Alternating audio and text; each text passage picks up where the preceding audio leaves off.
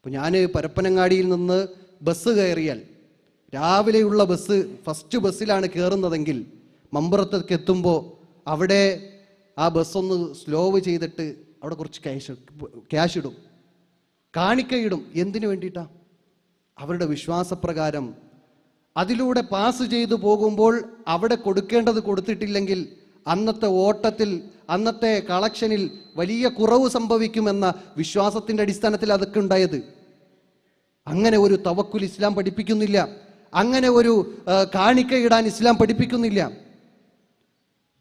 ഞാൻ നേരത്തെ പറഞ്ഞ അൽ ഈമാനു ബില്ലയിൽ പോലും ഇത്രയും വലിയ ലോകം നിയന്ത്രിക്കുന്നത് ആര് എന്ന് മക്കയിലെ മുശ്രിക്കുകളോട് പോലും ചോദിച്ചാൽ അവർ പറയും അള്ളാഹുവാണ് എന്ന്. എന്നാൽ നമ്മുടെ സമസ്തക്കാരെന്താ പറയുക? സമസ്തയിലെ മുസ്ലിയാക്കന്മാരെന്താ പഠിപ്പിച്ചുകൊണ്ടിരിക്കുന്നത്? അതിനെ ആഹ്വാനം ചെയ്തതാരാ? അതും AP അബൂബക്കർ മുസ്ലിയാർ ആയത്തോതി ലോകം നിയന്ത്രിക്കുന്നത് ഔലിയാക്കന്മാരാണെന്ന് പറഞ്ഞു. CM മടവൂർ എല്ലാം നിയന്ത്രിക്കുന്നു, ഫ്ലൈറ്റ് നിയന്ത്രിക്കുന്നു, ട്രെയിന് നിയന്ത്രിക്കുന്നു, ലോകം 18 ഉലകവും നിയന്ത്രിക്കുന്നു എന്നൊക്കെ പറഞ്ഞുകൊണ്ട് ഈ ഉമ്മത്തിൻ്റെ വിശ്വാസത്തെ, അടിസ്ഥാന വിശ്വാസത്തിൽ പോലും ചൂഷണം നടത്തിക്കൊണ്ടാണ് മുന്നോട്ട് പോയിക്കൊണ്ടിരിക്കുന്നത്.